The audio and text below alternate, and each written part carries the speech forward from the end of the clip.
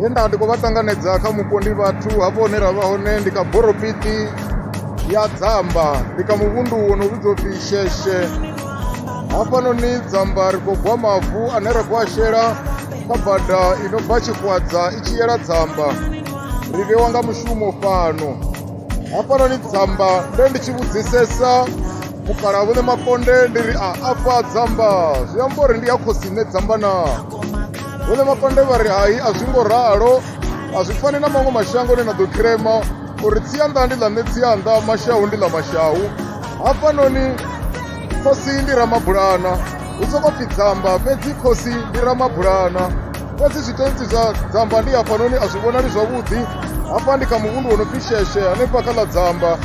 Ndi ḓo ya thungo ine zwitentsi ri ḓo vha ri khou zwi vhona, fhedzi zwitentsi zwone zwi vhonalela kule. Arali vha sedza murahu hanga hafhaḽani hangeini kule hu khou vhonalela miḓi, a si miḓi minzhi, yone miḓi ya Dzamba yeneiḽa i khou tou vhonalela kule, a i vhonali zwavhuḓi hafhanoni. Nge ndi tshi vhudzisesa vha ri thungo ya Vhukovhela ri vha ri tshi khou ya kha ḽa Madzororo, ri tshi wela dzi thavha thungo ya Vhukovhela hangeno vha ri vha ri khou ya kha ḽa Madzororo. Vha sedza a hu tou vhonala zwavhuḓi ngauri ḓuvha ḽi khou yo dzhena. Hanengei Vhukovhela ndi hone Dzamba ha Ramabulana.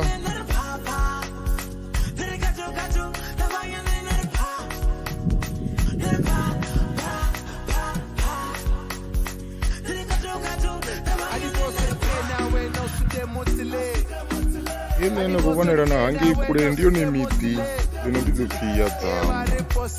A i vhonali zwavhuḓi ri hafhanoni mara i khou vhonala kule, a si miḓi minzhi lini, ndi yone miḓi ya Dzamba seli hafhaḽa.